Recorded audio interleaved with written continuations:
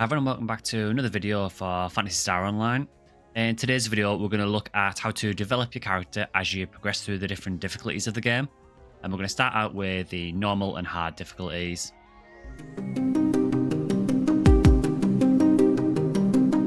So you can see here that we've got a couple of different characters. So we do have a really low level 1 character that we're going to use for the purposes of this video. So the first thing I want to talk about quickly is any considerations that you need to make with your character as you're creating them. So I've talked about this briefly in my beginner's guide to PSO, but the most important thing that you need to remember when you're making your new character is the consideration of the section ID, which, if you don't know what that is, it's this little coloured badge here. So this character is Purple Num, and I believe there are 10 different section IDs. Each section ID in the game has completely different drop charts and also has different weapon types that it finds more often, weapon types that it finds rarer.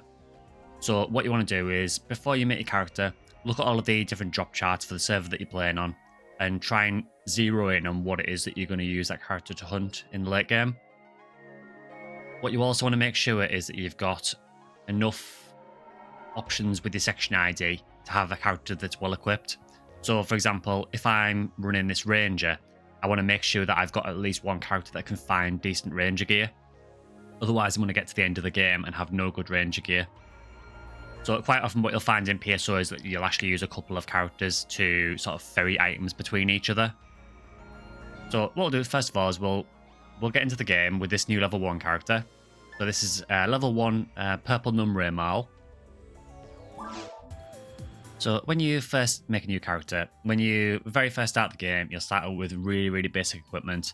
So you'll have a weapon which is based on what class you are. So you'll either get a saber if you're a hunter, a handgun if you're a ranger, or I believe it's a cane if you start with a force. You'll start out with a basic frame and a basic mag and no barrier of any kind.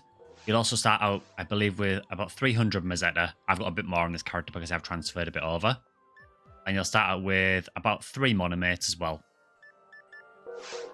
And that's all you'll start with.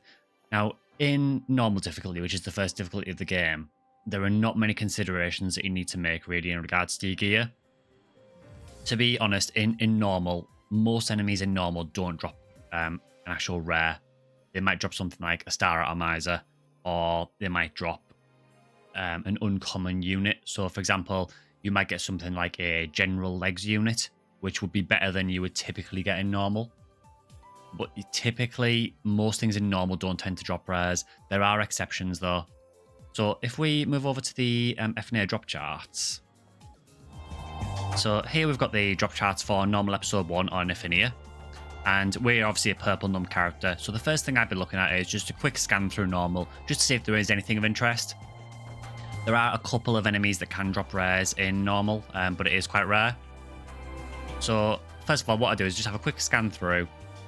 I can see that there is a Rappy's Wing drop, which is a body part that can make a rare slicer. But what you'll see quite quickly is that the drop rates in normal are horrendous. So the drop rate for this Rappy's Wing is 1 in 7,281. The reality is that we're probably not going to find that. So it's not really worth us paying attention to that.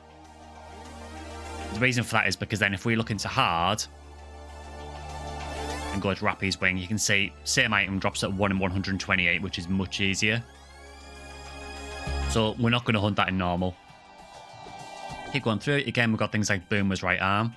Or if you're really lucky, go Boomer's Right Arm at 1 in 20,000. Again, you're not going to typically find these. I have actually found a Boomer's Right Arm in normal before, but it was total fluke. Typically, you're not going to hunt anything like this. So as we keep going through, again, we've got a couple of body parts that are excessively rare. Things like Blue Barrier. And all we're doing at this point is we're just scanning through the drop chart just to see if there's anything of interest. So you can see that Guild Chicks do actually drop a rare mech gun. They drop the MA60 Vice, but it's at 1 in 16,000. Now this, if you look in the drop charts for later difficulties, this is actually a really common rare mech gun. So you're not going to hunt this in normal. If you're a different section ID, however, you might want to hunt Guild Chicks because some Guild Chicks drop S-Parts version 201, which is a really nice bit of gear for androids. It's actually sort of, a lot of people will consider it like end game gear for androids. It's that good. So that is potentially worth hunting for, even though it's 1 in 10,000. So again, we'll keep looking through, but it looks like there's probably nothing really worth hunting. Invisible Guard is another one you might consider. So Invisible Guard is a really, really bad barrier, but what it does is you can combine it with a Magic Rock Heart Key to make the Safety Guard shield, which is actually a really, really strong shield. So what I would typically recommend is this might be worth looking into hunting. So it drops from Dark Gunners in Ruins, and on this server it also drops from the Death Gunners. If you're playing the official version of the game, so if you're playing offline, you will only be able to hunt it from Dark Gunners, not Death Gunners. The reason for that is because for some reason Death Gunners don't have a rare drop in the offline version of the game. So you have to... What you would normally do for these is you would kill the Death Gunner, and then it would stun all the Dark Gunners so you can destroy the Dark Gunners easier. You can't do that offline if you're hunting something from a Dark Gunner, because you'll keep on killing the Death Gunner, which will then turn into another one of the Dark Gunners will then turn into a Death Gunner. So what you need to do is ignore the Death Gunner and just attack the Dark Gunners, which means you're going to get shot a lot from the Death Gunner, unfortunately. That, however, is probably worth hunting, but it is one of these hunts where you do need to put a long time into it because the drop rate is so bad. You know, it is 1 in 7,447. And again, there's really not that much worth hunting in normal. So I would consider, if you get the S parts drop from Guild Chicks, maybe you want to hunt that. But to be honest, it's probably not something you want to do in normal. You probably want to just come back to it when you're in Ultimate, when you're much stronger, when you can wipe out rooms instantly in normal, and just hunt it then. But it might be something that you might get lucky, and you might be lucky to get the drop as you're going through normal. Typically though, normal is you just want to get through it as soon as you can. In regards to your mag for normal, just focus on trying to get them as far evolved as you can. And again, there is a mag guide on my channel, so if you want to see how to feed your mag or anything to do with mags, check that video out. So for normal though, the main thing is you just want to be trying to get through it as fast as you can. So once you've beaten Dark Faults or Olga Floor in the offline version of the game, or once you have got to level 20 in Blue Burst, you can then go into Hard. So we've got Hard Episode 1. And you can see that once we get into Hard, there are a lot more rare drops. You know, most things now start to drop rares. Now, for a Purple Num, the main things I want to be looking for early on would be probably an MA60 Vice, because mech guns are really decent later on. A Justice if I can get one. To be honest though, if you can get a Vice with good percents, that's even better than Justice, because the special attack's better on the Vice. Musashi is actually a really decent drop for hunters, particularly if you can get one with hit, because it's a twin sword with Berserk. But you can see that there is a lot more options here. You've got the Branch of Paku Paku, which on its own is really, really bad.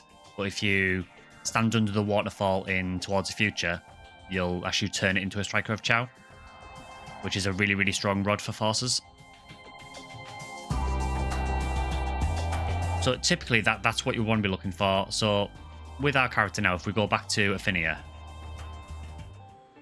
So once you're in normal with this character here, you are going to be really, really weak. You're not really going to be able to do much. So I'd probably just recommend initially just doing regular forest runs.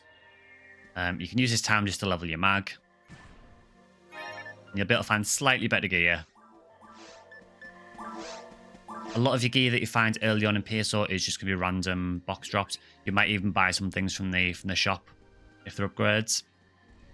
What you'll find is later on, you will start to rely a lot more on rare drops. But particularly for the early part of the game, non-rare weapons are absolutely fine.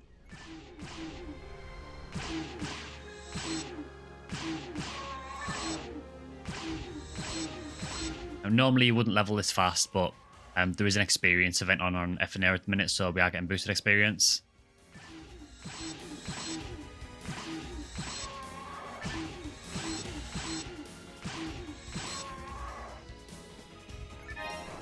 So early on as well, you just want to make sure that you are picking up anything that would sell for any kind of decent money.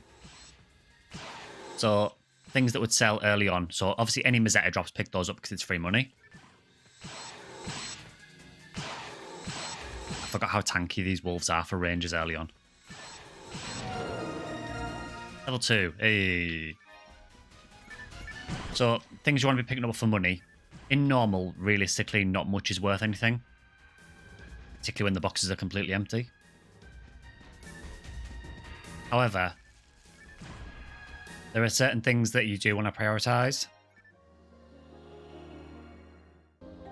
So the first thing you want to prioritize is, obviously, you want to make your character as strong as possible, so your mag is really, really important early on. So make sure you're always picking up materials that you would use to feed your mag. So for example, we found a monomate here. Although I'm going range with this, I do still want a decent amount of power on my mag, so I actually do damage. So our mag's ready to feed, so we can feed that monomate. Normally I would have a stack of monomates with me as well, but as you're using them going through the maps, it's worthwhile picking them up just so you've got them there to feed to your mag. So other things you'll probably want to pick up is if you see any scape dolls or grinders. Grinders are just good to pick up so you can strengthen your weapons later on. I probably wouldn't bother grinding any weapons early in the game just because it is almost a waste of grinders. Generally what I would do is just save those until you've got some rare weapons later on.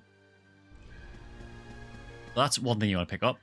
Scape dolls obviously just useful to prevent extra deaths. In regards to making money, typically any armors or shields tend to sell for more than weapons or units. Weapons can sell for a reasonable amount if they've got special attacks on them, but usually it's mainly armors and shields that sell for the most money. So if you're just trying to make money early on, prioritize picking those up. So here we've got nothing really of any value here. Again, I will pick up the monomate to feed to my mag.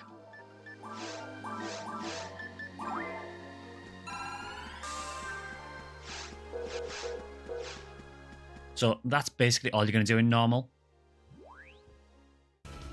So when you are going through normal, the main thing you want to do is just focus on getting those levels and getting through the difficulty as fast as you can.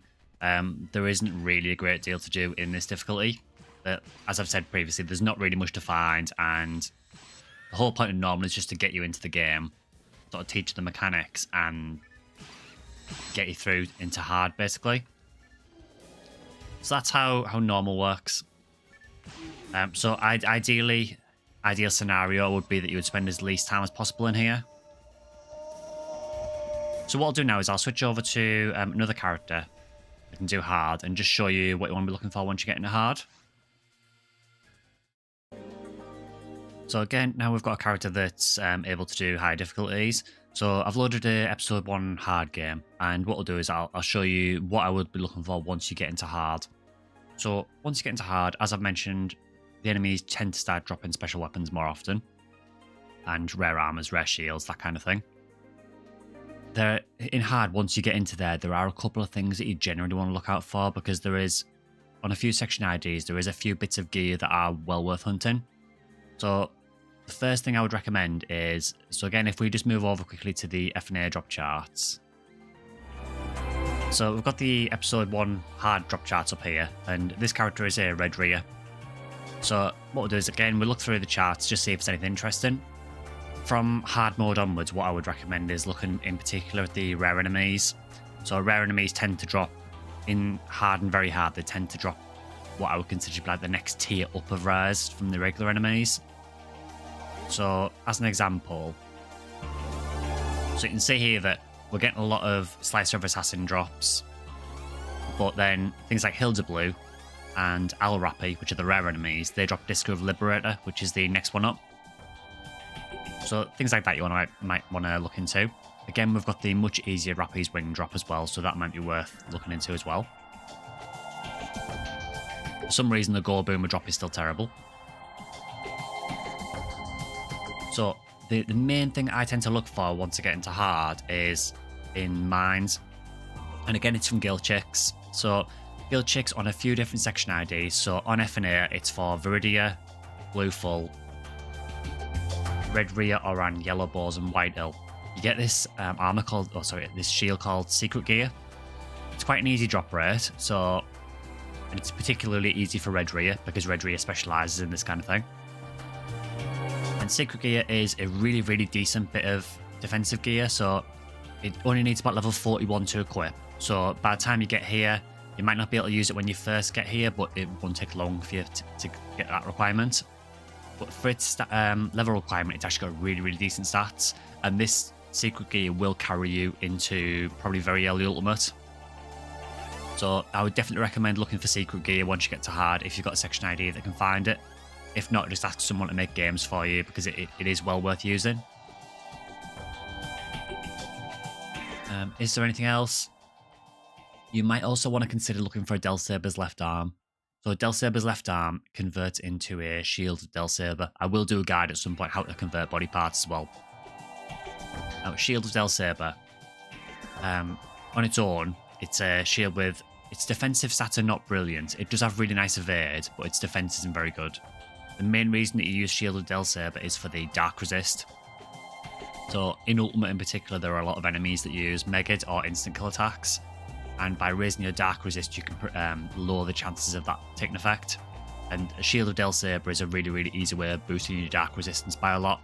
So I would definitely hunt the Del Saber's left arm.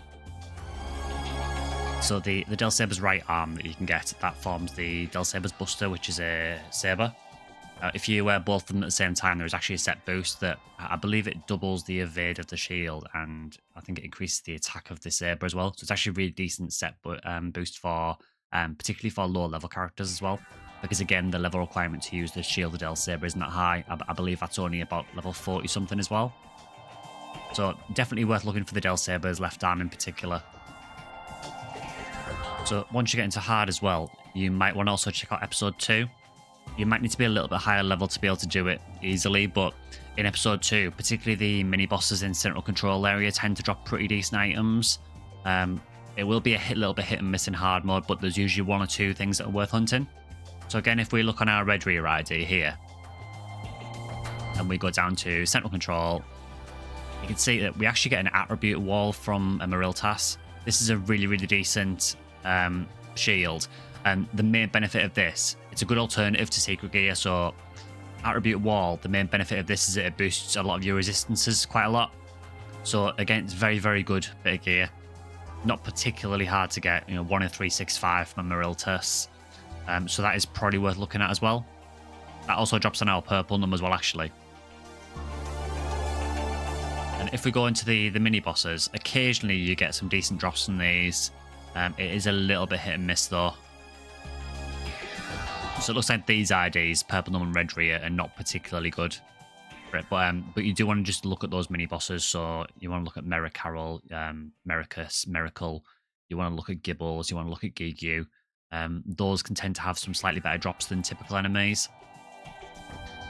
You can see here actually, so for Gibbles, for example, you can get the Plantain Leaf on Red Rhea, which I believe Plantain Leaf, I can never remember this.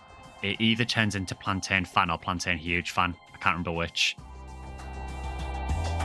There is also the Attribute Plate. So if you had an Oran character, you could hunt Attribute Plate, which is an armor that boosts your resistances by a lot. So again, there are some decent drops in hard that you want to look out for, and particularly the ones from the mini bosses are not hard to get at all. You can see the Plantain Leaf is only 1 in 45.